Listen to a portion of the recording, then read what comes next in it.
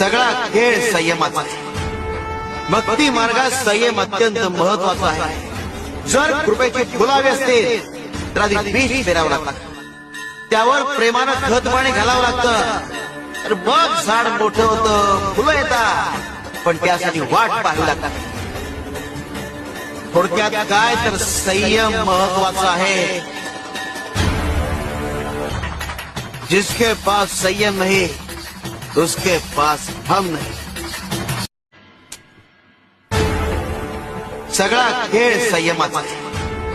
भक्ती मार्गात संयम अत्यंत महत्वाचा आहे.